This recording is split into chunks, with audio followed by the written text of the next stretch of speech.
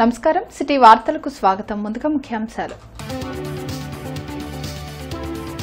మహిళా శిశు సంక్షేమ శాఖపై సీఎం చంద్రబాబు సమీక్ష.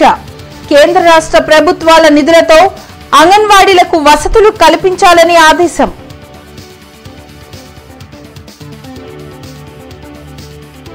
సిఆర్డీఏ అథారిటీ సమావేశంలో పలు కీలక అంశాలపై చర్చ.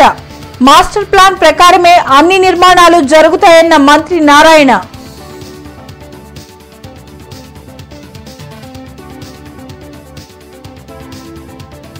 జీడీసీసీ బ్యాంక్ అవకతవకలపై సమగ్ర విచారణ జరిపించాలి. కలెక్టర్, ఎస్పీలకు వినతి పత్రం అందించిన ఎమ్మెల్యే రామాంజనేయులు.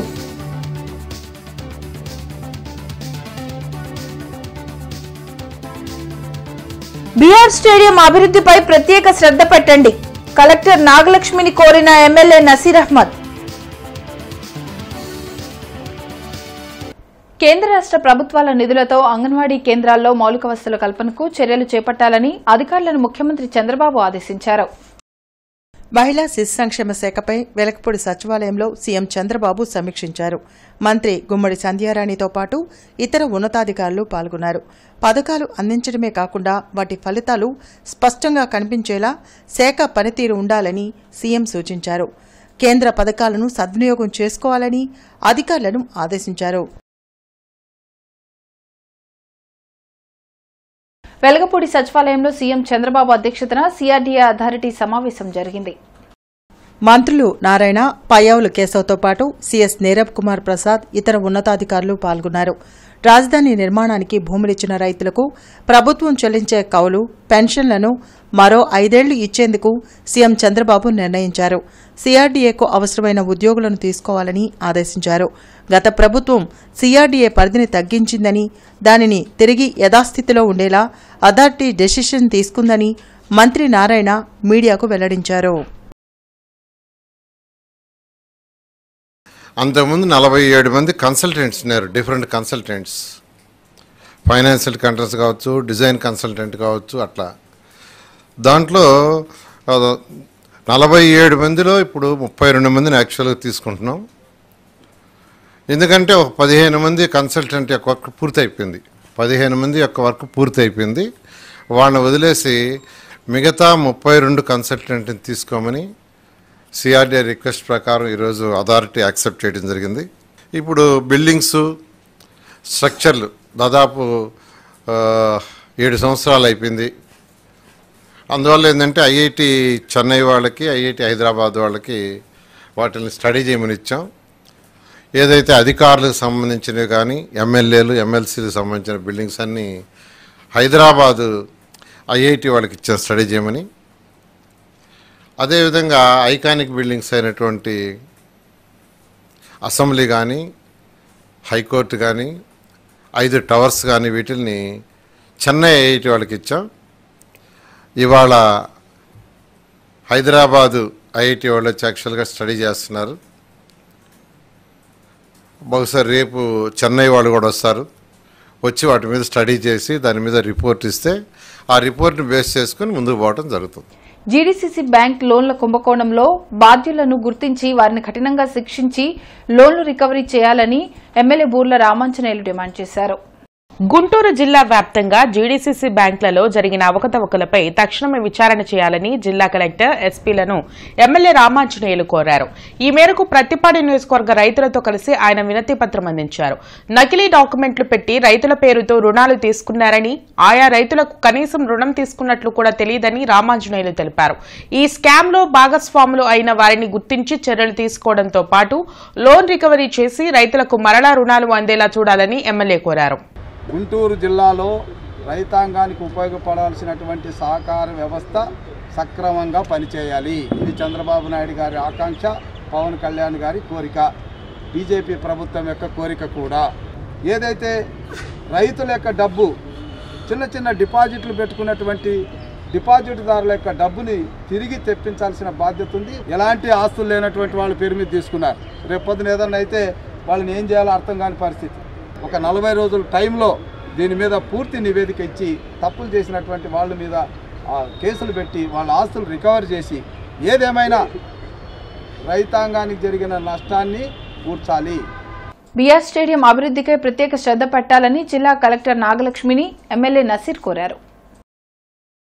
గత 50 సంవత్సరాల క్రితం నిర్మించి ఉమ్మడి ఆంధ్రప్రదేశ్లో ఎంతో ప్రసిద్ధి చెందిన బ్రహ్మానందరెడ్డి స్టేడియం ప్రస్తుతం దీనావస్థకు చేరుకుందని, తక్షణమే ప్రత్యేక శ్రద్ధతో అభివృద్ధి చేయాలని తూర్పు నియోజకవర్గ ఎమ్మెల్యే నసీర్ అహ్మద్ జిల్లా కలెక్టర్ నాగలక్ష్మిని కోరారు.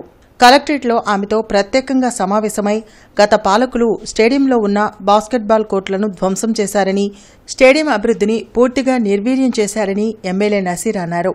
స్టేడియంలో డ్రైనేజీ వ్యవస్థ పూర్తిగా దెబ్బతిన్నదని, ఇండోర్ స్టేడియంలో ఫ్లోరింగ్ రూఫ్ పూర్తిగా దెబ్బతిన్నదని, క్రీడా పరికరాలు అందుబాటులో లేవని, జిమ్ నిర్జీవంగా ఉందని, ప్రధాన స్టేడియం ఎర్రమట్టితో ఆధునీకరించవలసి ఉండగా గత ప్రభుత్వంలో స్టేడియంను గ్రావెల్తో నింపి సర్వనాశనం చేశారని అన్నారు.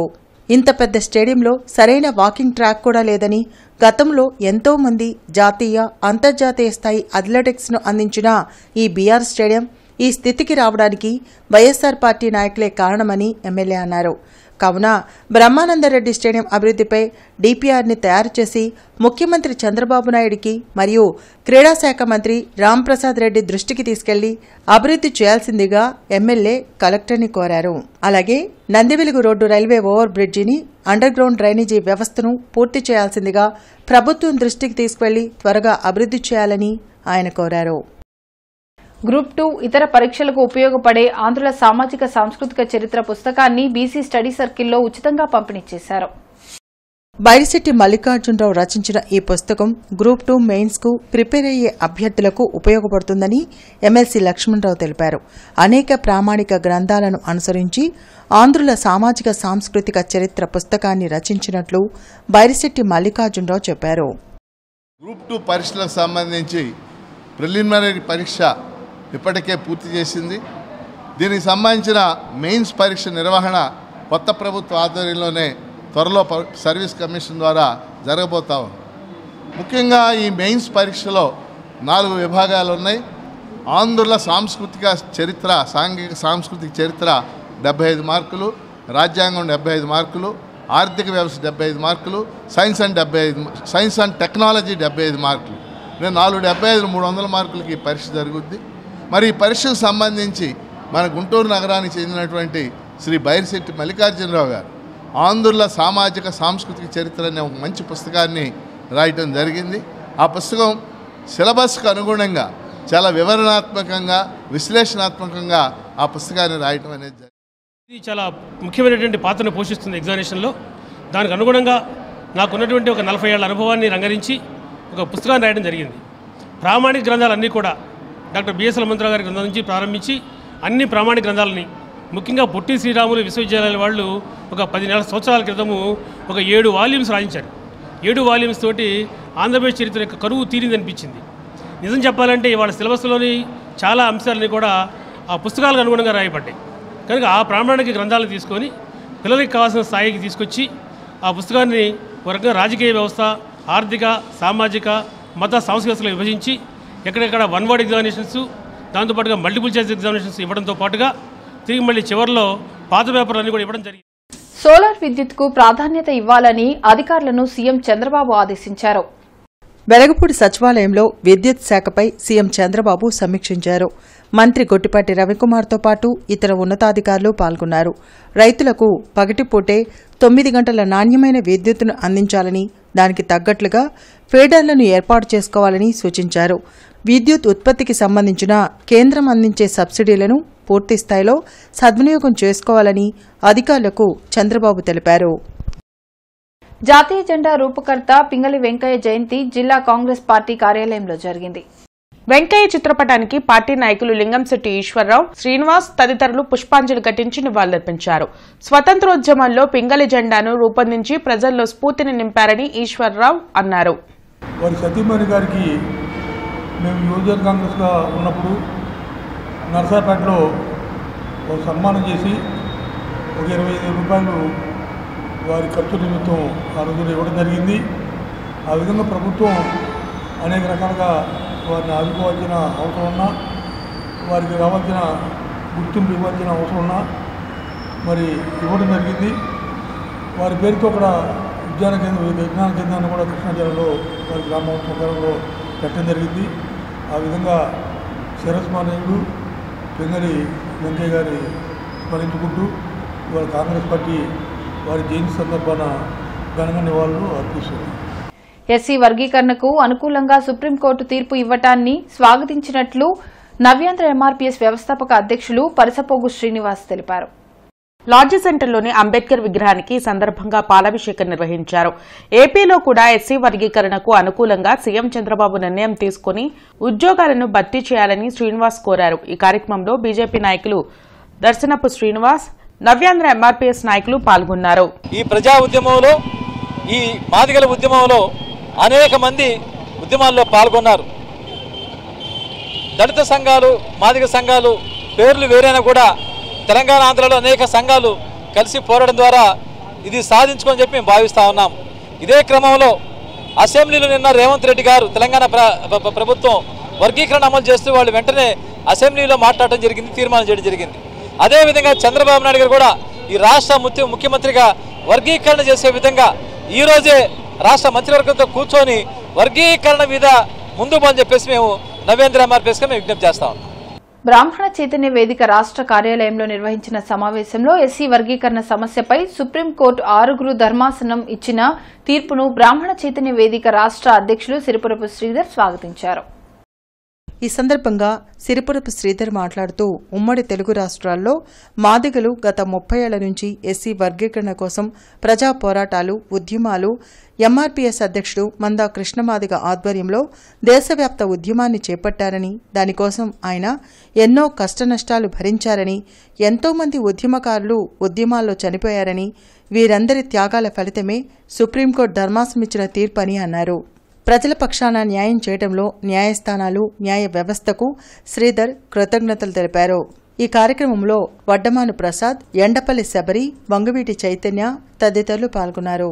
ఎస్సీలో ఉన్న ఉపకులాలు అన్నిటికీ వర్గీకరణ చేయమని చెప్పి రాష్ట్రాలకే మరి దిశని నిర్దేశించటం సుప్రీంకోర్టు ఈరోజు చేయటాన్ని, అట్లానే ఉమ్మడి తెలుగు రాష్ట్రాల్లో ఎంఆర్పీఎస్ పోరాటం గత 35 సంవత్సరాల నుంచి చేసి మందా కృష్ణ గారి నాయకత్వంలో ఈ రోజున ఆయన విజయం సాధించడం, ఈ రోజున తెలుగు రాష్ట్రాల్లో ఉన్న ఎస్సీ సోదరులకే కాకుండా దేశం మొత్తం ఉన్న 30 ఎస్సీ సామాజిక వర్గాలకి, ఆంధ్రప్రదేశ్, ఉమ్మడి ఆంధ్రప్రదేశ్, తెలంగాణలో ఉన్న 17 ఎస్సీ కులాల వారికి ఈరోజు న్యాయం చేసే దిశగా మందా కృష్ణ పోరాటం ఈరోజు నిదర్శనమని, దీనికి బ్రాహ్మణ చైతన్య వేదిక మరి మందా కృష్ణ గారి పోరాటానికి, మాదిగ సోదరుల పోరాటానికి బ్రాహ్మణ చైతన్య వేదిక ఈ రోజున అభినందనలు, కృతజ్ఞతలు తెలియజేస్తుంది. ఏపీ నూతన రాజధాని అమరావతిలో కొత్త అంతర్జాతీయ విమానాశ్రయం మంజూరు చేయాలని అమరావతి అభివృద్ది కమిటీ చైర్మన్ మరియు అఖిల భారత పంచాయతీ పరిషత్ జాతీయ ఉపాధ్యక్షులు డాక్టర్ జాస్తి వీరాంజనేయులు ప్రధానమంత్రి కార్యాలయంలో లేఖ రాశారు. ఈ సందర్భంగా డాక్టర్ జాస్తి వీరాంజనేయులు మాట్లాడుతూ అమరావతి అంతర్జాతీయ విమానాశ్రయం రూపాంతరం చెందితే ప్రపంచ దేశాల నుంచి అమరావతికి పెట్టుబడులు ఈజీగా వస్తాయని, అదనంగా అమరావతి విమానాశ్రయం ఆంధ్రప్రదేశ్ రాష్ట్రంలోని అనేక అభివృద్ది చెందిన దేశాల నుండి సాఫ్ట్వేర్ కంపెనీలతో పాటు ఇతర పారిశ్రామిక కంపెనీలు వృద్ధిని పెంచుతాయని అన్నారు. దీని ఫలితంగా అన్ని రంగాలు మొత్తం అభివృద్ది చెందుతాయని అన్నారు. Airport authority of India, director general of civil aviation మరియు రక్షణ మంత్రిత్వ శాఖ సమీక్షించిన తర్వాత కేంద్ర పౌర విమానయాన శాఖ మంత్రి కింజారపు రామ్మోహన్ నాయుడు ద్వారా సైట్ క్లియరెన్స్ మరియు సూత్రప్రాయంగా ఆమోదం ప్రక్రియను ప్రారంభించవలసిందిగా విజ్ఞప్తి చేశారు. ఈ సందర్భంగా మంత్రి కింజారపు రామ్మోహన్ నాయుడు మాట్లాడుతూ తప్పకుండా వినతి పత్రాన్ని పరిశీలిస్తానని, సీఎం చంద్రబాబు మరియు రాష్ట్ర ప్రభుత్వంతో చర్చించి నిర్ణయం తీసుకుంటామన్నారు. ఆంధ్రప్రదేశ్ రాజధాని అమరావతికి ఒక అంతర్జాతీయ విమానాశ్రయం ఉండాల్సిన ఆవశ్యకత ఎంతైనా ఉంది. భారతదేశ వ్యాప్తంగా ఎంతో ల్యాండ్ బ్యాంక్ ఉన్న ఏకైక రాజధాని అమరావతి. 54,000 ఎకరాల ల్యాండ్ బ్యాంక్ ఉంది. గౌరవ రైతులు 34,000 ఎకరాలు స్వయంగా ఇచ్చిన ఘనత కూడా ప్రపంచవ్యాప్తంగా ఒక అమరావతికే ఉంది. ప్రస్తుతం ఆంధ్రప్రదేశ్ రాజధాని అమరావతికి అంతర్జాతీయ ఎయిర్పోర్ట్, అమరావతి నూతన అంతర్జాతీయ ఎయిర్పోర్ట్ మంజూరు చేయాలని ఢిల్లీలోని ప్రధానమంత్రి గారి కార్యాలయంలోని సెక్షన్లో వినతి పత్రాన్ని ఇవ్వడం జరిగింది. అట్లానే ఈ రోజున గౌరవ పౌర విమానయాన శాఖ శ్రీ మంత్రివర్యులు శ్రీ కింజారపు రామ్మోహన్ నాయుడు గారిని కూడా వ్యక్తిగతంగా వారి నివాసంలో కలిసి వినతి పత్రాన్ని ఇవ్వడం జరిగింది. క్లియర్గా అమరావతికి అంతర్జాతీయ విమానాశ్రయం ఆవశ్యకత గురించి మంత్రి గారికి వివరించడం జరిగింది. జూట్మిల్ సమీపంలోని గంగా పార్వతీ సమేత చంద్రమౌళేశ్వర స్వామి దేవాలయంలో ప్రత్యేక పూజలు జరిగాయి. అమ్మవారు శాకాంబరీదేవిగా భక్తులకు దర్శనమిచ్చారు. స్థానిక మహిళలు పాల్గొని లలితా పారాయణం నిర్వహించారు. శాకాంబరి అమ్మవారిని దర్శించుకుంటే సకల శుభాలు కలుగుతాయని ఆలయ అర్చకులు తెలిపారు.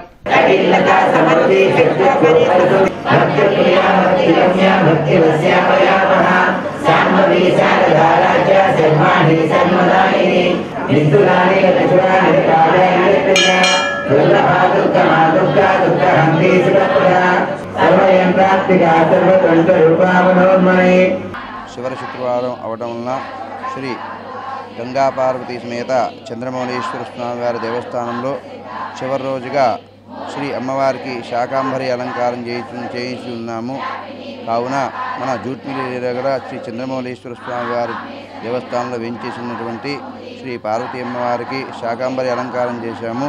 కావున భక్తులందరూ కూడా ఆ యొక్క అలంకారాన్ని చూసి అమ్మవారి యొక్క అనుగ్రహాన్ని పొంది తీర్థప్రసాదం తీసుకుని వెళ్లవలసిందిగా మనం చేస్తున్నాము. పశ్చిమ నియోజకవర్గంలో ఎమ్మెల్యే గల్లా మాధవి సుడిగాలు పర్యటన చేసి పలు సచివాలయాలను సందర్శించి ప్రజలతో నేరుగా మాట్లాడి వారి సమస్యలను అడిగి తెలుసుకున్నారు. ఈ సందర్భంగా 43వ డివిజన్లో ఉన్న 113, 114 సచివాలయాలను గల్లా మాధవి సందర్శించగా సిబ్బంది అనేక మంది అందుబాటులో లేకపోవడంతో వారి మీద ఆగ్రహం వ్యక్తం చేశారు.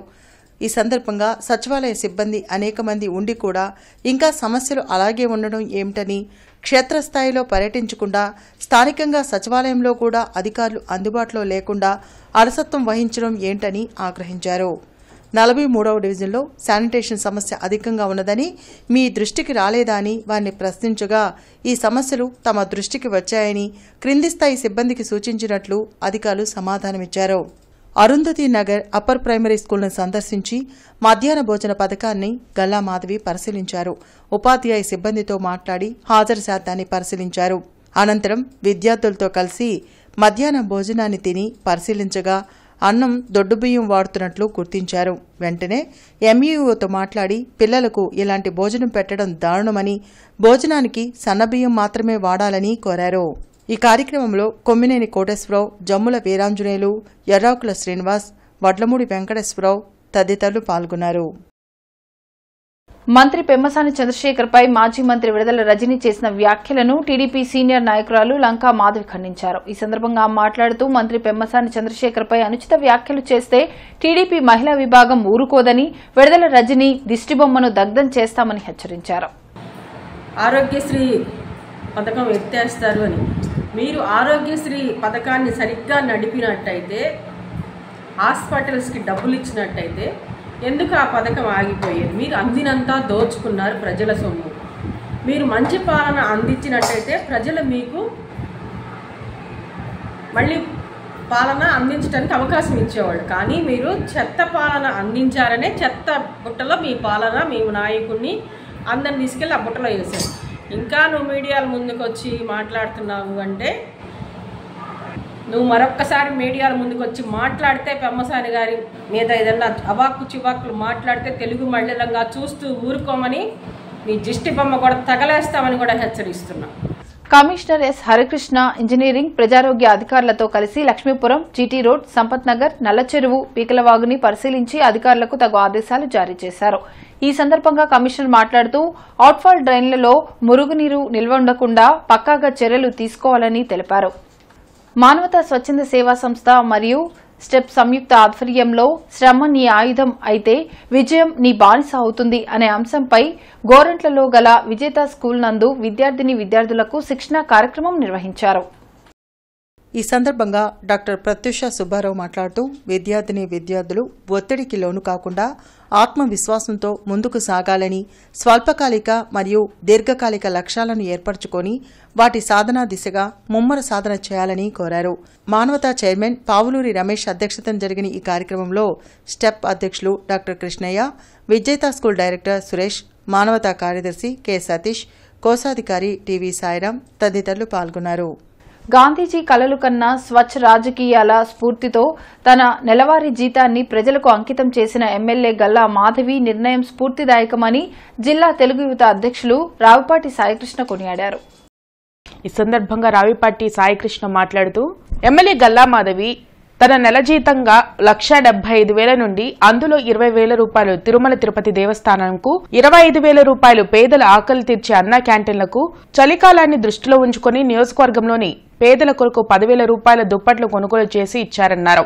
అలాగే సచివాలయాల పరిధిలో 10,000 రూపాయలతో మొక్కలు కొనుగోలు చేసి వాటిని నాటేందుకు ఇచ్చారు.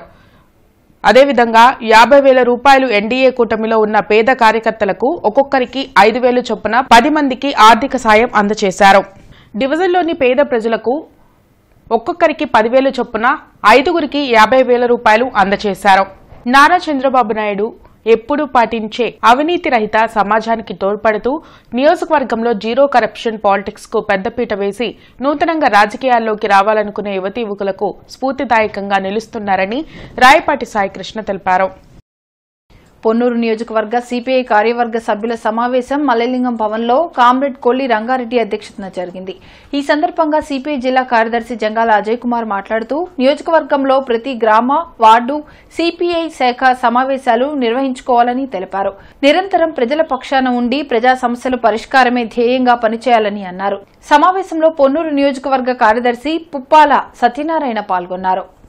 రేపు ఉదయం 7 గంటల నుండి 11 గంటల వరకు 132 kV సబ్స్టేషన్ మెయింటెనెన్స్ కారణంగా కృష్ణనగర్, అశోక్ నగర్, చంద్రమౌళి నగర్, దేవాపురం, కోబాల్డ్పేట, బ్రాడీపేట, లక్ష్మీపురం, పట్టాభిపురం తదితర ప్రాంతాల్లో విద్యుత్ అంతరాయం ఏర్పడుతుందని, కావున ప్రజలు గమనించి సహకరించగలరని విద్యుత్ అధికారి టి సుబ్బారాయుడు తెలిపారు. వార్తలు ముగించే ముందు ముఖ్యాంశాలు మరోసారి. మహిళా శిశు సంక్షేమ శాఖపై సీఎం చంద్రబాబు సమీక్ష. కేంద్ర రాష్ట్ర ప్రభుత్వాల నిధులతో అంగన్వాడీలకు వసతులు కల్పించాలని ఆదేశం.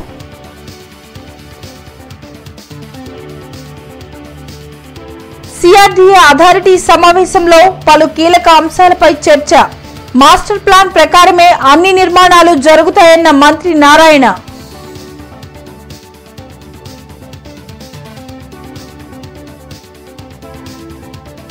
జీడీసీసీ బ్యాంక్ అవకతవకలపై సమగ్ర విచారణ జరిపించాలి. కలెక్టర్, ఎస్పీలకు వినతి పత్రం అందించిన ఎమ్మెల్యే రామాంజనేయులు.